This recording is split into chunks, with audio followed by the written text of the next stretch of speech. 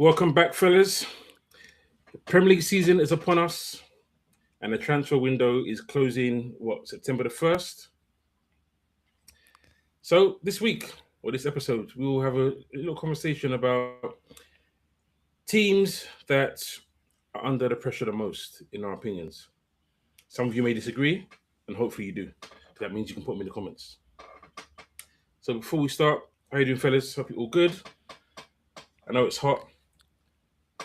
Yeah, it's So that It's bad. late. Right. All good, man. So good, bro.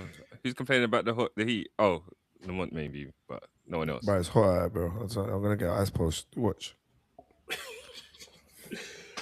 But yeah, as I said, we're going to have a little discussion about teams who we think are under pressure the most. We picked 5. And one of them, for me, the first team we're going to look at is Newcastle. Some of you might be shocked, but I think it's a fair question. Newcastle.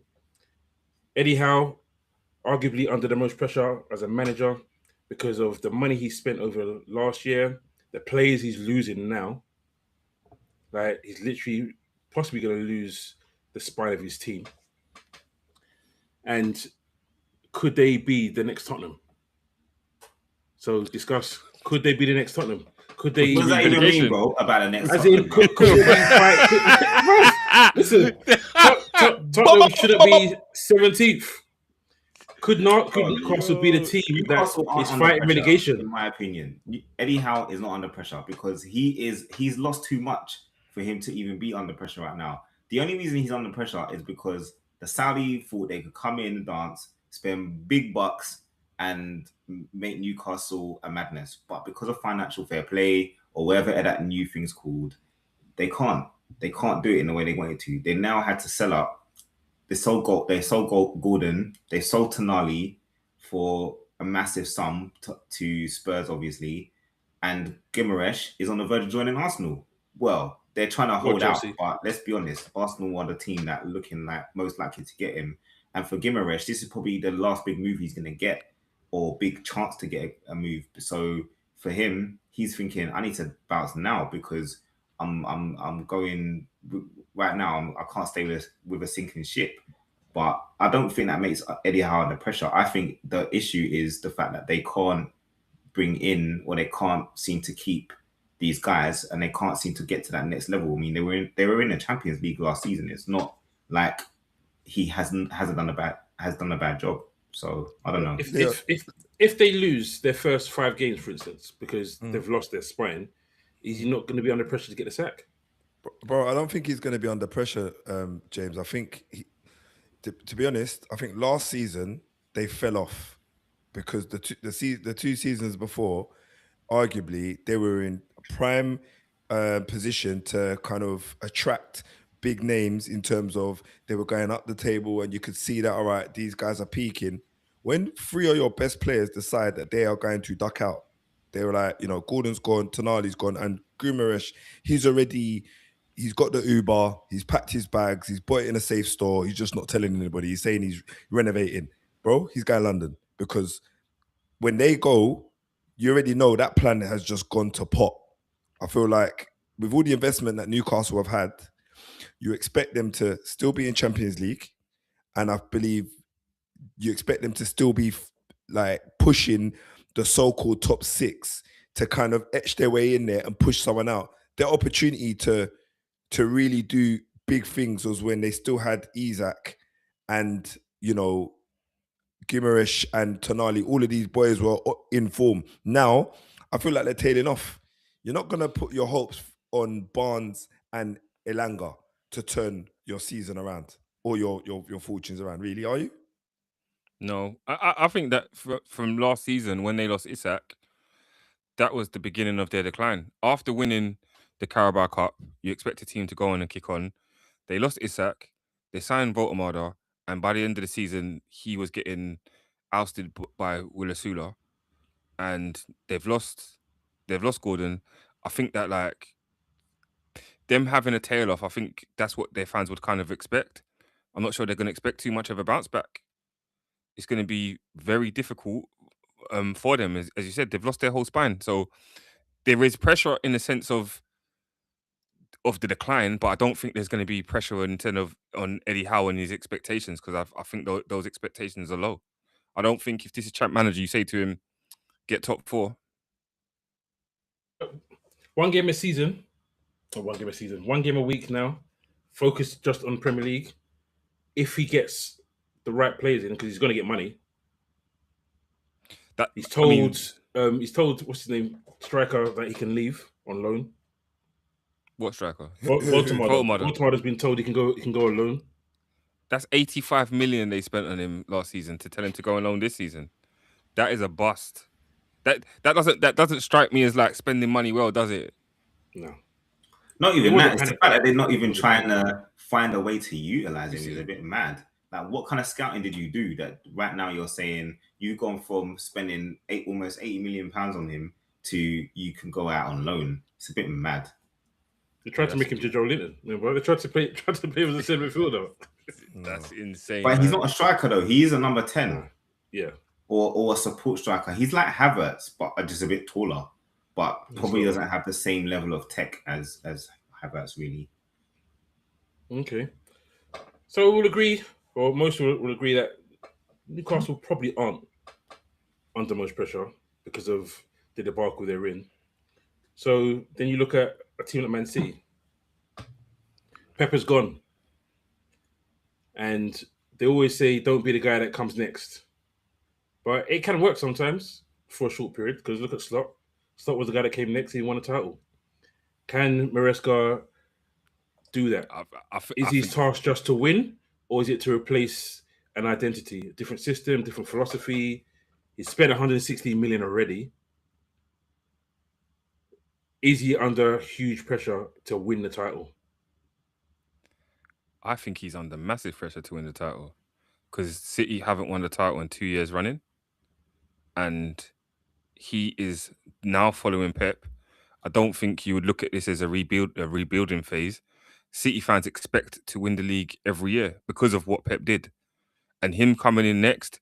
If they get off to a bad run, if they don't win their first 5 games in a row, then people are going to be. I think they'll be calling for him. I think it's massive pressure for him. Out of the newest managers, I think he's under the most amount of pressure.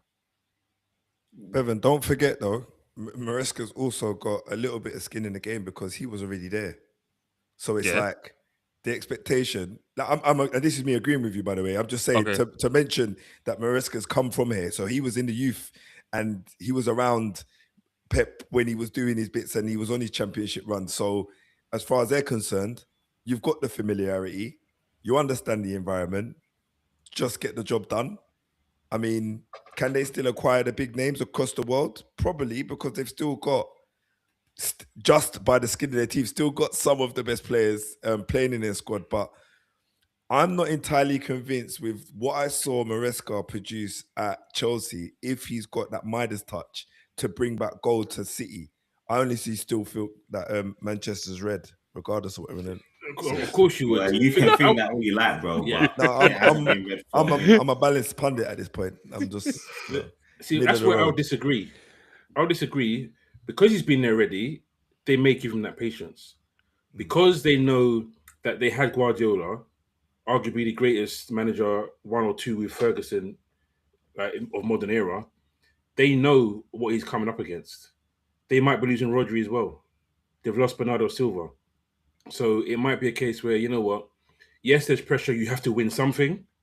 You have to compete. But if you don't win the league, it's not do or die. They're not going to lose their first 5 games, realistically. They're too good. I think one of the biggest problems he had at Chelsea, he had no striker. From box to box, they were really good. Really good. And then you had Bagsman trying to score things, and he wasn't bagging anything. Now he's got Haaland, who doesn't work box to box. He just works in the box. So it could almost be the perfect storm for the style of football he had at Chelsea to bring into Man City. And listen, Phil Foden, he's got someone there who's got something to prove. The last 18 months, Guardiola's been like, you know what, I'm a bit off you. But he has been in and out of injury. He's been in and out of injury as well. And they've thing just is, though- extended his contract, so they've Yeah. got some belief in him. So he's now the pedestal. Thing is, though, I do Or the think that focus. City is a different beast to Chelsea in recent years. Like this is a City that they've won 4 in a row. They've won Champions Leagues. They every year there's a trophy for them to win. And I think that, like, to come in after a manager like that, that's immense pressure. And I'm not saying that he has to win the league, but if he leaves the season with nothing, it's going to be very difficult for him. And he's managing a lot bigger egos. At Chelsea, he was managing like kids, really. Like in this team, it's a lot different when he's going to have to tell them to do something that he's never done, but they have, and he's got to come in and give them his philosophy. He won trophies though at Chelsea, though. I think you guys have made a valid point in terms of the fact that he's following Guardiola, and so because of that, it probably is under the most pressure to be able to set out his way, a new culture, or maintaining a similar culture that Guardiola's obviously started, and obviously how the City business is run. But I think what does give him a bligh is the fact that Guardiola didn't have it his own way in the last 2 seasons. He didn't win the league. He didn't do anything in the Champions League. And obviously he did win the cup. So, City are always capable of a cup run. But it got to a point with Guardiola that he ended up like almost ousting some of the guys who we thought were going to be key parts of their squad. Foden never played. What's his name? Marmoush didn't really play towards the end of the season either. And the Dutch guy, what's his name again? Reinders, bro. When Reinders first started the season, we were thinking this guy is a 30, and he ended up barely playing towards the end of the season. So they've got a lot more at their disposal. He's got a lot more talent to work with at City, and I think because Guardiola did have a bit of a problem with that transitional period of losing the De Bruyne, obviously Bernardo Silva getting older, Rodri being injured and also getting older. I think that gives him a little bit more of a bligh than he would have done had Guardiola left in a blaze of glory with winning the league or managing to chase down Arsenal. That never happened. So it was almost like he has a little bit more leeway because of the struggle that Guardiola had the last 2 years. Yeah, I agree. So I think the other thing he was missing at Chelsea was the leadership. And that's what he was screaming for before he left. Bring me some leaders. And yes, they've lost Stones, Bernardo Silva, but they still have leaders in there. And Ake. They still have leaders in there. So, I don't know, it could be a perfect storm for him. But we'll see. And with all due respect, he's not only got a great striker, he's also got a goalkeeper that doesn't do stupidness. Yeah. Yeah, this guy 100%. can't stop catching strays. Where? Right, so next on the list, Liverpool. Andoni Iraola has arrived after Arne Slot. Terrible second season, let's be honest. A dismal title defense. We've lost Kanate. Salah's gone. And our main target for Salah was Diamande. He's looking like he's going to Real Madrid. How much pressure is he on? We've got one main centre-back that's played Premier League football. Oh, Gomez is another one, but Gomez hardly plays. Is it a rebuild or is it a retool? And how long do you think Iraola will have as a honeymoon period? Obviously, I'll have a lot to say on it, but before I say anything, you guys should have your say. I think what Iraola done at Bournemouth was exceptional, and he was given time to do it.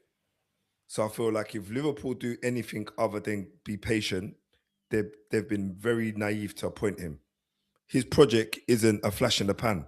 His thing is a process that you need to be patient with, right? So you know, if the first couple of games, like you said earlier on, James, and I'll echo you, the first 5 games they lose, touch wood, they do.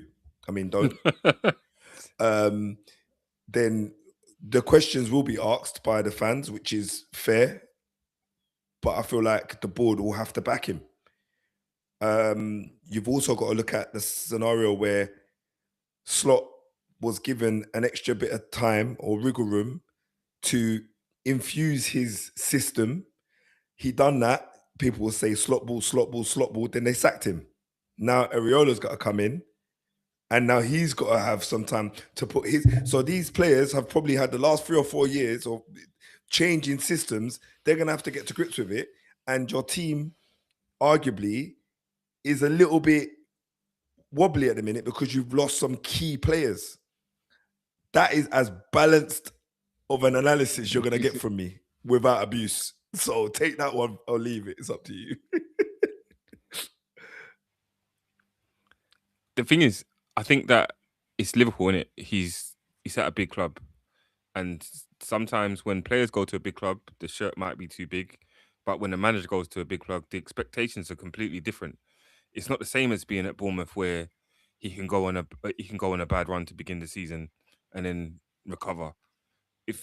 I think that like it's a similar situation to City where Liverpool in recent times are now used to winning leagues, and we saw it happen last season when Slot was performing bad.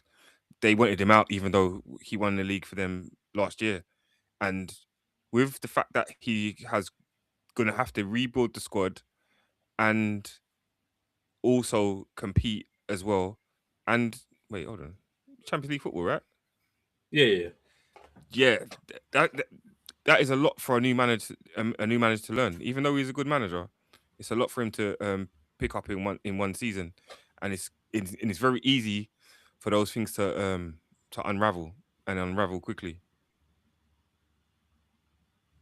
I think Liverpool are gonna have to give him time, because if history tells us anything, Iraola has had problems with starting certain seasons. Even the last season that he had, we played Bournemouth in like December. They were in the mud with us. We were fully in the mud with Bournemouth. And then literally they went on an 18-game run. After that, after beating us, they literally just went unbeaten for the rest of the season and ended up 6th. So if there's one thing Liverpool have to learn, is that one, Arne Slot winning the league in his first season, you know, you can't take anything away from that. But there was a lot of things that worked in their favor. And now with Iraola, in terms of the way that they play, he likes his team to play football, it's not that dissimilar from Slot. I think the difference is that he has a little bit more, rather like Slot plays more of a patient game, whereas Iraola looks to get the ball forward with, I guess, very interchangeable movement, triangles, in a much more quicker way than Slot does. But it's another adjustment that Liverpool are going to have to make, and that's going to take time. It's another philosophy. They've literally gone from Klopp to Slot to Iraola in the space of 4 years. So they have to think about time. He's only got a 2-year contract, so that also gives Liverpool an easy out. That if it doesn't go right, they can get rid of him and they won't have to pay as much compensation. So I think he is under pressure, but I also think Liverpool are not the type of team that gets rid of managers really quickly unless they've made an egregious mistake, which they have had in the past. But I don't believe that Iraola is a mistake. I think he is a good manager to bring in. I just feel like he'll need time to imprint the way his philosophy, especially with a bigger club like Liverpool. I agree. I think the only difference I would say he's more similar to Klopp than Slot in terms of the style of football he wants to play, the aggression, the verticality of the football he wants to play. So I think it might be easier for them to adapt, because a lot of those players that were bought knowing how to press, playing pressing football, and then all of a sudden last season we were like the second worst pressing team in the league. So all these players that came to learn how to press, for him, it's like, okay, cool. you now need to learn how to press the way I want you to press. The issues I have and the drawbacks are he's never had European football. So it's now a case of can he coach the weekend, midweek?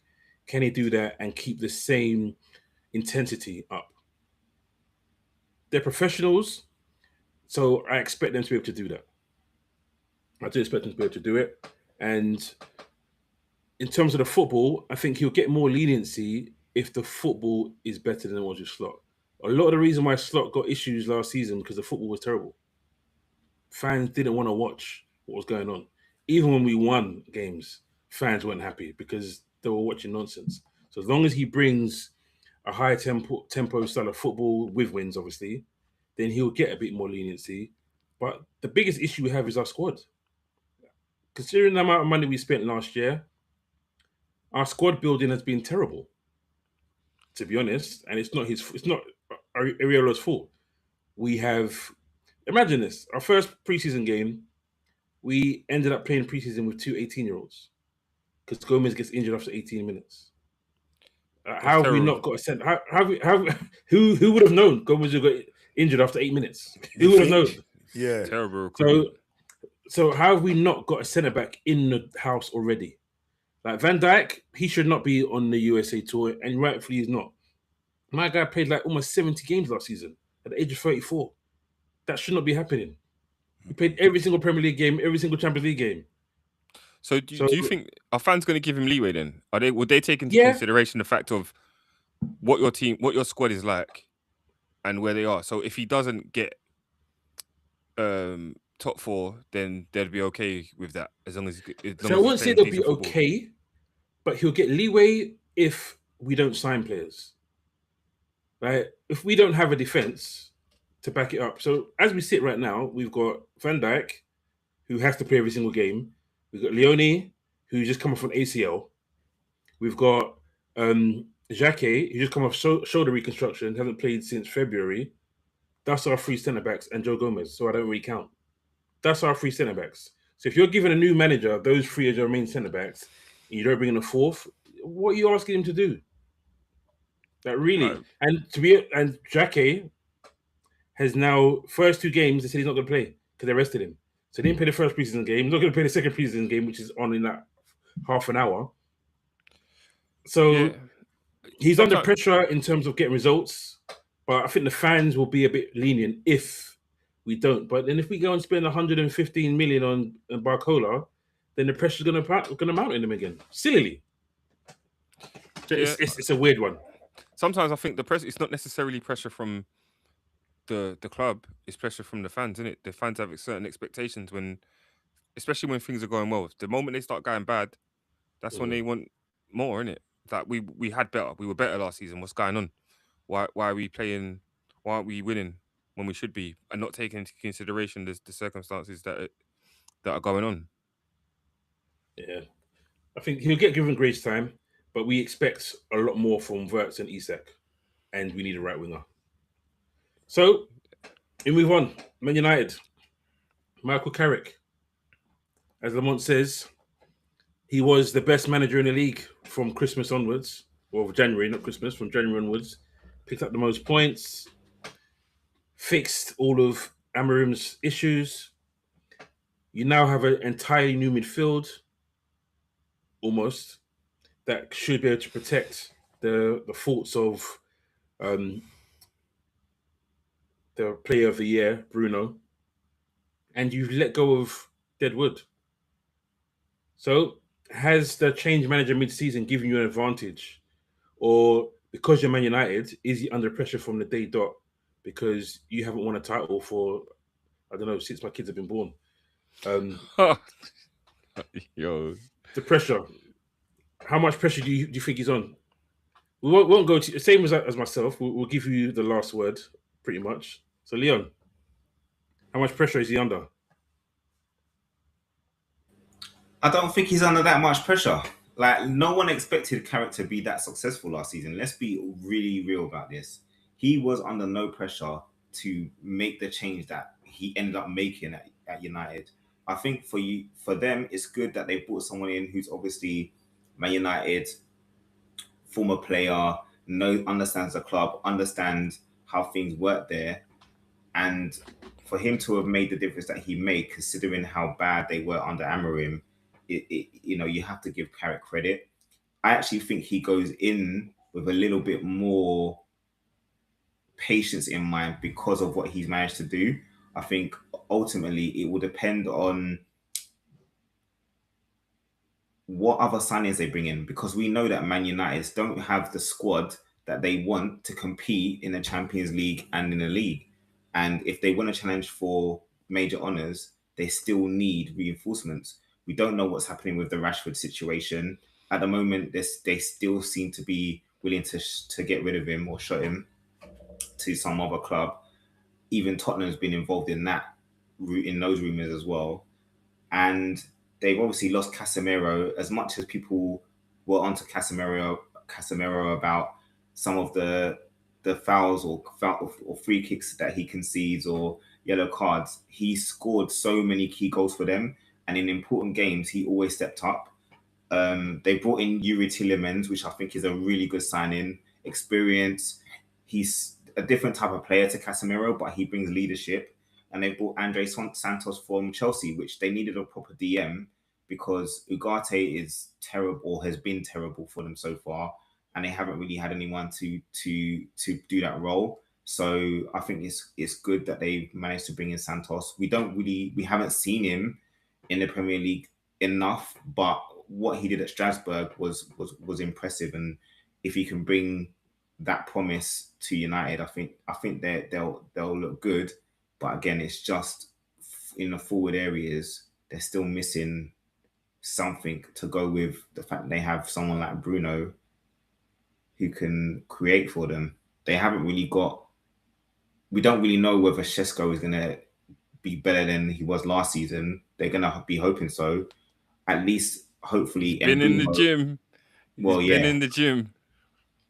Hopefully for them, not for anyone else, Mbeumo will have a better season because he wasn't great.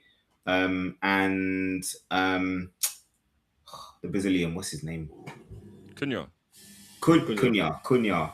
I actually thought Cunha did okay in the latter part of the season, so they've got options, but I don't think he's under as much pressure as some of. Well, definitely not as much pressure as Iraola and Maresca. I think if you're going to rank it, he's probably under one of the teams under the least amount of pressure. I don't think if he has a bad start, his job would be in danger. I don't even think the fans are going to call for his head. They'll be asking to give him so much more time, considering what he did for them last season, and the fact that he took them from a team that finished 17th to finishing third. I mean, other teams when he had it easy. Well, I mean, no. Sometimes it wasn't one game a week. Sometimes one game a month. Well, I think that falls into it, but I think that like he's going to be the one afforded the most amount of time. Obviously, if they have a really, really bad start, there might be murmurs and rumblings, but I think that like he's been given new players. They know that there needs to be a real build. I think there's a couple of players that they need, like a fullback maybe, or probably two fullbacks, a left back and a right back. But I think ultimately, what is he really expected to do? Maybe get a top 4 finish, maybe get out of the group stage in the Champions League, possibly a Carabao Cup, and he's good. And I think some Man United fans think he's going to win the league. I think Man United fans expect him to win the league. But I don't think they do. They say that they say that they want to win the league, but I don't think they expect him to win it. Well, when you start, I think everyone wants to win the league, innit? Like, let's be honest. If you've won it before, then obviously. Yeah, 14 years ago, I know, I get it. Yeah, but Spurs not included in that. But you want to at least put a glove on it. I honestly think that yes, he's going to be awarded the time because he helped United to get out of the mud after Amorim. I don't know what he was attempting to do, but whatever it wasn't working. I think what Ineos and the board were trying to achieve was get someone young, get someone modern, and get someone tactically astute. I think that's the right turn of phrase. Someone that's aware of, they've got some kind of direction and they're kind of going to play exciting football. And that's what they were looking for in Amorim. Now, obviously, they've gone to Carrick, and you could argue that they've made a lot of connections to the way he plays his team against how Ferguson and the old United used to play. There's a lot of references and a lot of kind of people saying there's similarities. Well, look, it is what it is. I feel like the way he carries himself, and you can see that the players have bought into whatever he has said to them he's going to deliver. I don't think he's at risk. Like Bevan says, I think he will probably be given a lot of patience, a lot of time to kind of work it out. I don't know what next season will hold in regards to results and if we're going to end up with any silverware. I do feel like there does need to be some more depth within the transfer window. And when James says, sometimes we had a game like once every 2 weeks or once a month, you're right.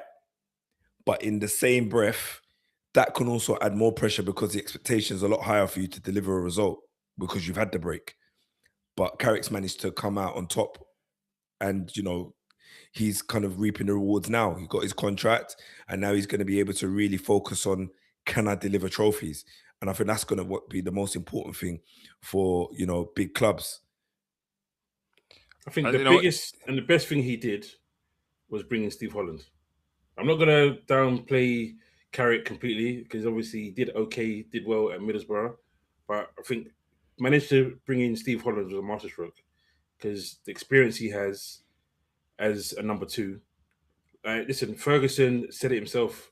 A lot of his success was down to having different number twos that kept everything fresh, that helped. As a genius as much as he was, say it like I'm not Yoda, that was really key. And Holland has proved he's really good at what he does. And your success or potential success will go down to that as well. And as we've all discussed, whether you can rebuild. Santos, I can't even lie. I really like him. Yeah, he's a good player. I thought I wanted him before Chelsea bought him and we didn't sign him. Obviously, a lot of people watching that know me will say, you want every player. Yeah. People have said this on here. Yeah, but it's the truth, though. But to be fair, Liverpool are often in for most players that are decent anyway, to be honest.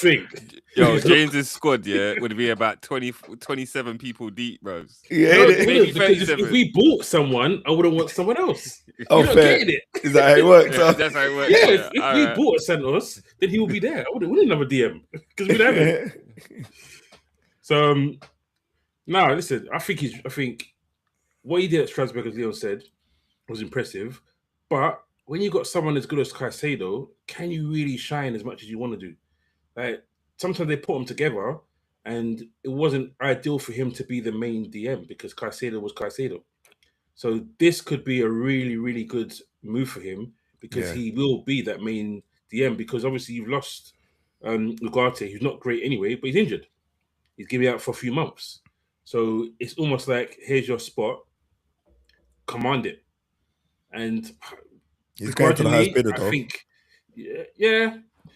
Begrudgingly, I think Santos will probably do well for you, and that will help.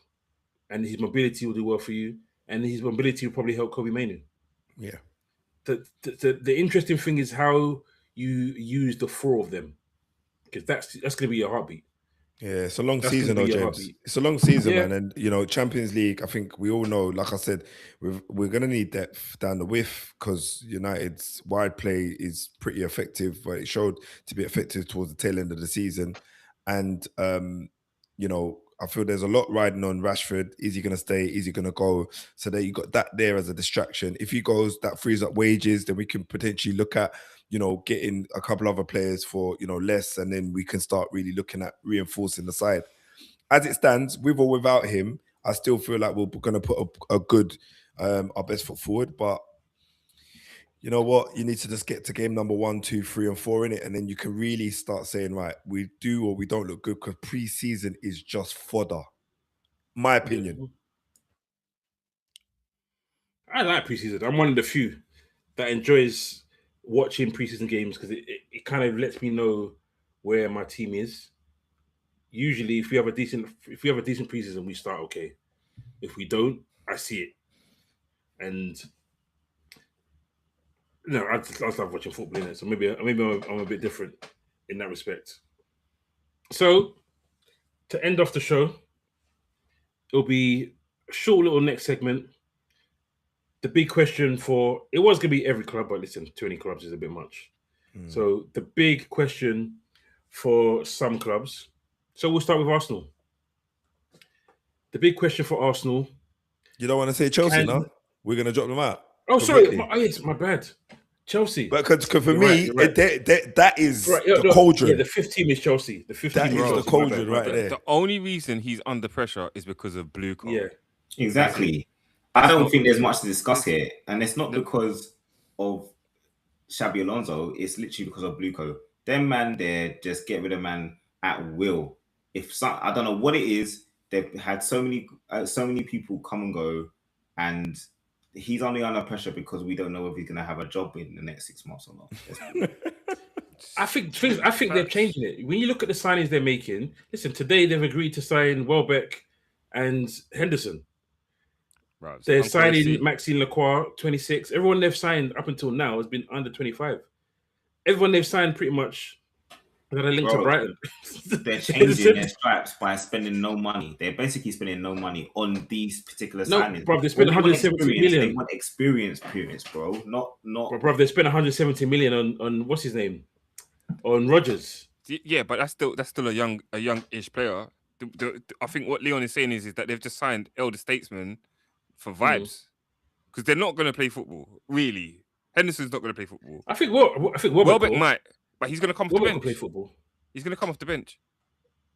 But maybe that's what they needed though, because they had so many kids.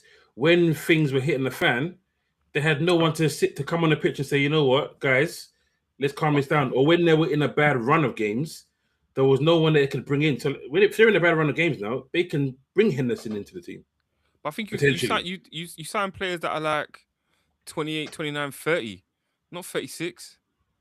Because that's injury settings. We saw what happened when Jordan Henderson tried to jump over a board. World Cup over, bruvs. There's no balls on the pitch. Just stick to the pitch. I'm saying I get like he might be there for like training ground purposes and for morale and show them how to train properly. Then get a coach, bruvs. Get a coach that's going to be there to also raise morale. I don't know. I'm one of those people. We had this a lot at Liverpool. When he's at Liverpool, a lot of people said he's not good enough. What did he do? But then you hear what players say about him. And if you're a coach, you're not in that same inner sanctum to do what you need to do to set the standards. And I think someone like Henderson, from what I've seen, from those England interviews, he is someone that, as a player, sets standards and holds players to accountability that coaches can't do. And I think that's why he's been brought in. Former players have said it. Current players have said the influence he has on squads. So I think, yes, he's too old. He's going to play loads of games. No. But I think if you brought him in as a coach, then you change the way it's brought. The message is portrayed or given. I hear that. But then, I mean, you go from a Granit Xhaka, who Alonso had, who would play. I reckon he would play if he was at Chelsea, and he is that kind of player that has won things and knows how to win and knows how to get players to train properly, but will also play games. Like he's not. Henderson did play last season, no? Henderson wasn't bench. Yeah, I know, but he's going to bring his bench. His level of quality is different to Xhaka's level of quality is here. Henderson ain't on that level. Like Xhaka can control a game, tempo-wise and or big chances-wise. I think we all know that. Do you get what I'm saying? So I feel like that's what I know. But I'm saying, but even Alonso was looking at that though. He was looking at getting Xhaka, and then obviously Sunderland had to just put an X on it and just X'd him out and said, "Yo, listen, unless you got 100 billion trillion, forget it. He's not going anywhere, especially to a rival in the league." But look. I think Bevan's alluded to the fact that the level of quality is different. And if you're just bringing Henderson to bring morale up, then you need to spend your money a bit more wisely. Well, it's not even costing them money though. It's a free transfer, bro. Free. Fair. It's wages wise, though. They're still gonna pay. I don't think he's going to be on like 250 a week, though, bro. Realistically, he's not going to be on 250 a week. He's not going to be the highest paid player there, and he knows it. This is the twilight of his career. He's got another chance to dip his foot into Champions League games here and there and do this kind of stuff. He knows what he's being sent there for. I think Welbeck is the one where, listen, I look at Delap, he's trash. Sorry, if you want to come on his podcast one time. So let me not say trash. He is someone that still needs development. He still needs development. No, you own it, bro. I watched him the other day. Championship level. He's championship level, bro. And he's so one-dimensional at the moment. Yep. Where it's like, you know what? You're wide. You're out wide. You're not left-footed. Why are you taking a shot from there? Yeah, it's come true. back. Yeah, like, I'm teaching my son now. Don't shoot from the position. Turn back and continue the football. Yeah. But he'll go on loan. They're hoping Omega will do well.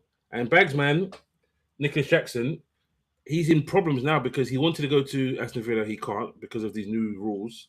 You can't have two guys on loan, number one. They've got Garnacho. So he's got to go back to Chelsea. If they sign him, it was at Chelsea. He was only on loan at Bayern. Yeah, I know, but he's got to go back today, Yeah, he's gone back, but he wants to go to Villa.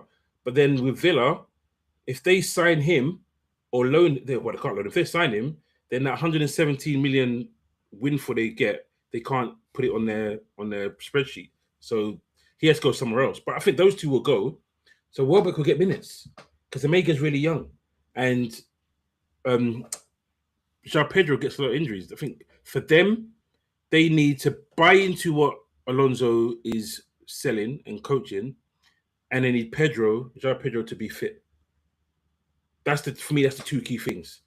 I don't think he's under loads of pressure, but at the same time, because as Leo alluded to, because it's Blueco, there's always going to be noise around him. So there's always going to be a little bit of pressure. So we'll see what the new tactical identity he brings in will be. As I alluded to earlier, we'll do a little quick big questions for certain clubs. Arsenal, Premier League champions, haven't made a really big signing, lost a key player in Trossard. Obviously, you've brought in Meslier as a goalkeeper and signed Hincapié permanently, and you'll probably say his name better than me, but you brought in a Greek winger. Solis, you brought in Solis. Is it do or die? Do Arsenal have to win the title? And if they don't win the title, is it back to Arteta out for some fans? I think that he is under pressure to go back to back, not just from Arsenal fans, but from the league itself. He was written off before a ball was kicked. He can't retain it, and now he has to because of everybody else. He's the oldest manager in the league, the longest serving manager in the league. He's won the league. He's got a squad. He has to win the league. I think the pressure that comes as well is the fact that we have Saliba's going to be out for a little while. I suppose Rice ain't going to come back, and Saka's not going to come back straight away. They're not coming back straight away. They're going to come back, you know. No, they'll be back. They're not coming back straight away. Probably even Odegaard's not going to come back straight away. There's going to be a lot of players that are going to be out, and I think that's what's going to be the pressure on Arteta. If he doesn't hit the ground running, then it's going to be, last season was a fluke. See, you lot bought the league last season. But and even Arsenal fans are going to... Whoever says that, they're lying, bro.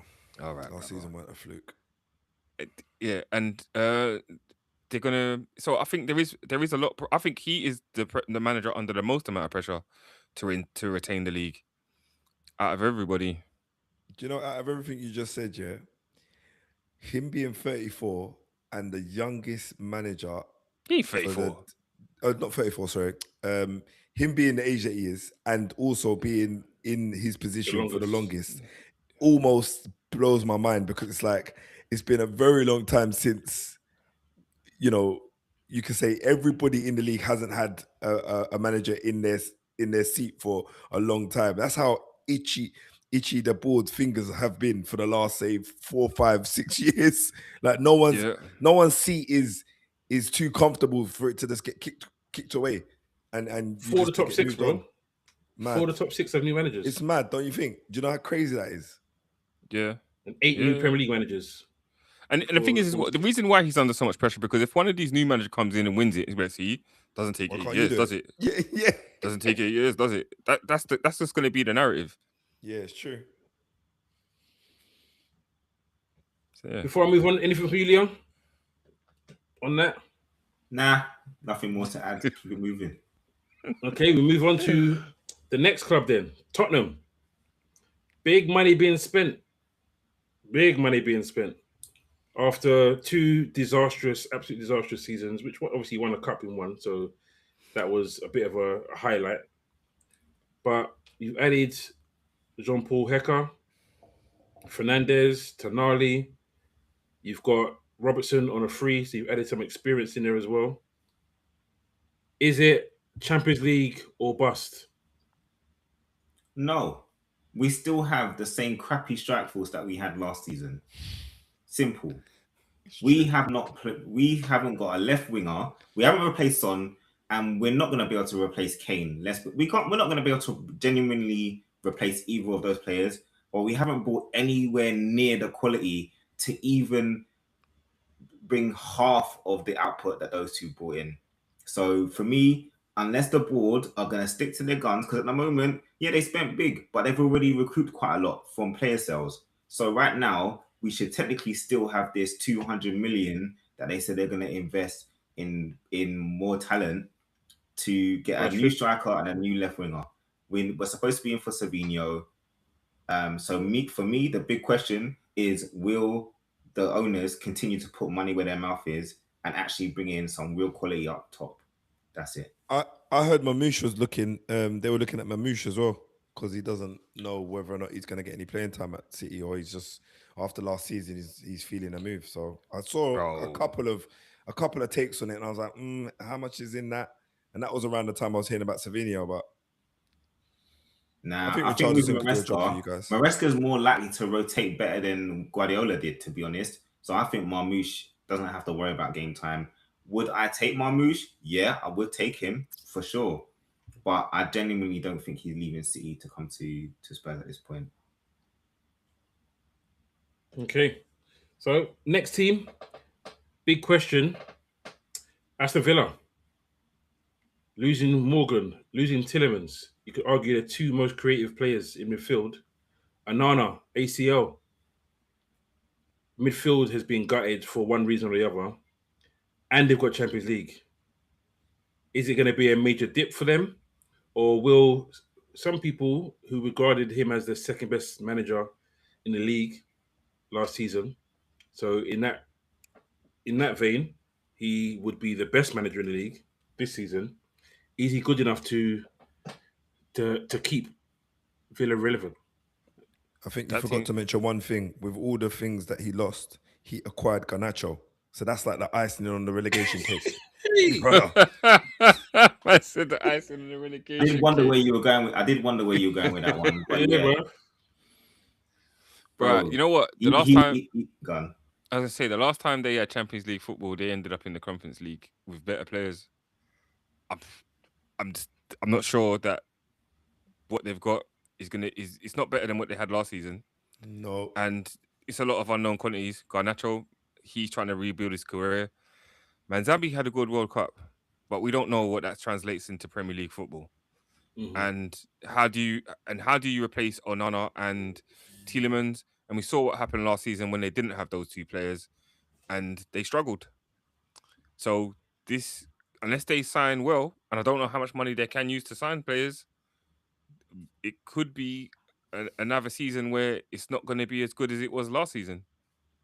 It's difficult to play the Champions League and Premier League football 2 games a week, and I've seen Villa suffer under that kind of performance where they don't win that game after Europe.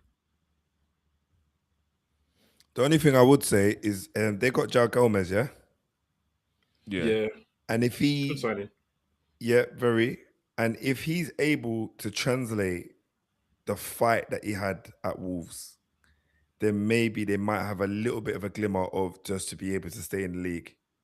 But no spoilers. When we get to the show where we're talking about people maybe in relegation, dark horse, Villa are in my sights, bro. Because I am not convinced, that what they got over there is going to be enough to keep. You're forgetting they lost. You already said it.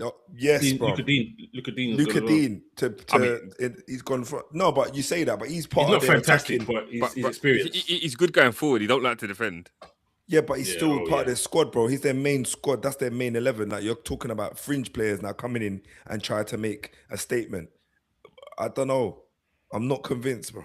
I'm not convinced. Rodgers is a big loss for them because massive. He brings goals and assists. He's able to keep possession of the ball, and he can play multiple positions. I think that's a huge loss, and it's going to be very difficult to find the output from a number of players to be able to replace what they lost with him. So I think you're right. I think they're going to struggle next season. I don't think it's going to be relegation, but I do think they could end up in mid-table. And I think the reason that they end up in mid-table is because of how good Unai Emery is at turning water to wine at times. So, was there talk of Watkins going as well? Because if Watkins goes, then they're left with no. I don't know who's going to want to sign. Well, unless Tottenham decides we want Watkins. United. Is it? Yeah, bro. We've been talking about it, bruv. We've been talking about it since last year.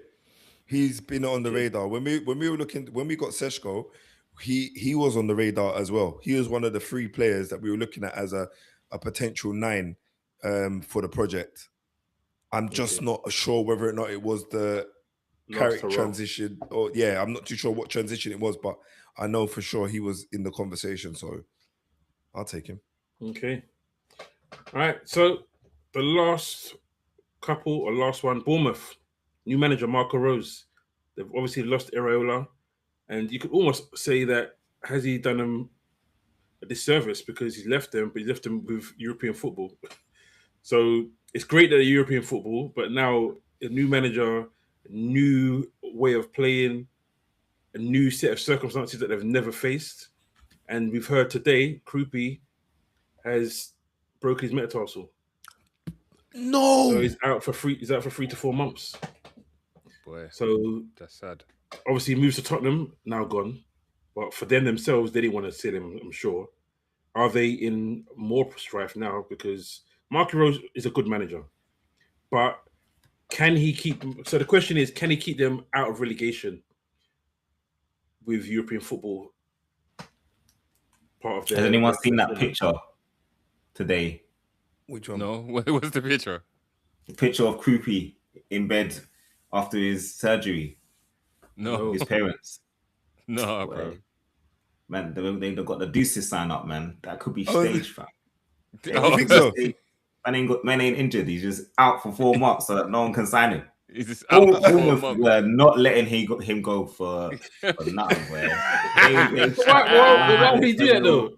What? Why would he do that, though? Why would he do that, though? I'm joking, man. I'm joking, obviously. Yeah. Leon's, that's sour grapes, bro, because he wants him over at Spurs, bro. He wants him, innit? He wants him. Bro, you'd want him too if you had Solanke and Richarlison. Bro, them two, Tweedledee and Tweedledum, bro. Oh, man, days. Tell can score 3 kicks now. I see. Bro, in Australia, they talk to me when... Anyway, Bournemouth. Can they survive? With digressing. Now, honestly, I think Marco Rosa is walking into problems because Iraola works miracles. They have got some really good players. They've got a set of guys who will work hard. They know how to play football, but he's coming in, no Premier League experience. He's had spells with other good teams, and I've not been impressed with the teams that he's been at. He's been at Dortmund when they weren't so great under him. I think he's been at RB Leipzig as well, and they weren't so great under him either. So I'm not sure if this is going to be a good move. he's an attacking coach. So from a footballing perspective, like they'll play good football still. But with Europe, with their 10,000 seat stadium and not a huge squad, I think they're going to struggle. I think it's a lower level. So I think the reason why he might do a bit better, he was playing for bigger clubs in bigger competitions. So we're expecting more from a manager managing Dortmund in the Champions League as opposed to a manager managing Bournemouth in the Conference League. So it might be a case where he might just be able to just keep them mid-table and potentially go on a cup run. And that would be a success. Because let's be honest, they overachieved last season. They overachieved. That is true. So, they did overachieve. Yeah.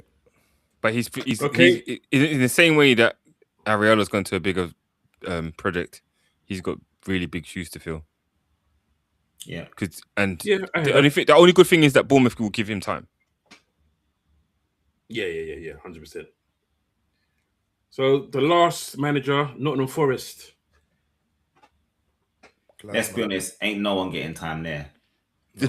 Yeah. You know what? Has he made a huge mistake? Team that cost him the position in the Europa League. He's gone there now. He's got to manage the next season, and they've sold his. I won't say his best player, but they've sold a key player to Man City. Can they replace him? Can they get that engine back in the field? They've extended Sangare today. I've seen, so maybe they're looking at giving that position to Sangare. Can you see Wharton? Can you see Wharton at all? No, they can't afford. That's not even a sideways step. That's just asking for. That's like what you're doing with your life. Why would you go from Palace to Forest? Like, it was weird enough him going from Palace to Forest. Wharton's has to wait a few months or a year to get his move. When this crazy 100 million plus for any English midfielder dies down.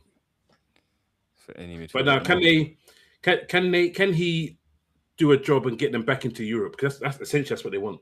That's what they've done last year. Can he get them back into Europe? I don't mean Champions League.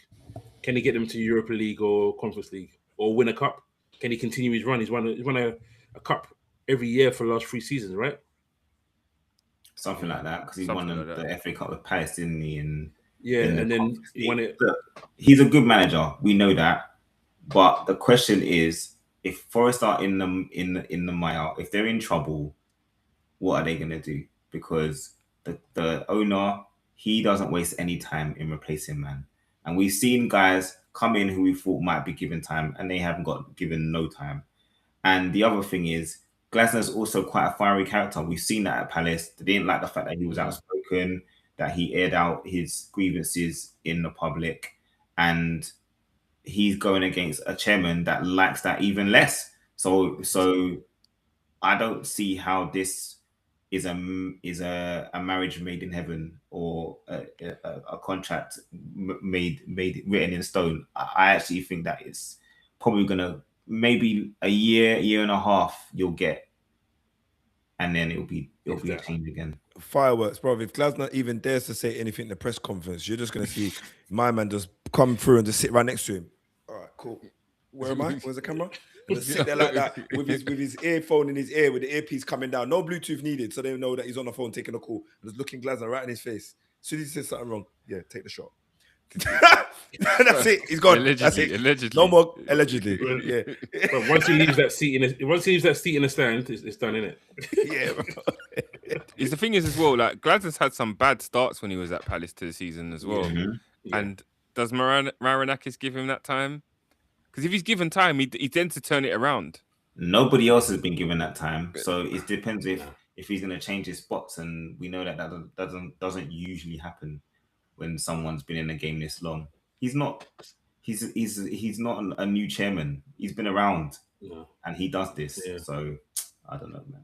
It was a surprise he got rid of Pereira. Let's be honest. No one expected Pereira to get sacked, and my man did it. 5 minutes before the deadline? He had to sack him by midnight, and he phoned him at 11:55 and said, "Yeah, you're gone." Madness. But yeah, all right, guys. this has been our first preview for the new season, 2026-2027. Guys, leave a review for us.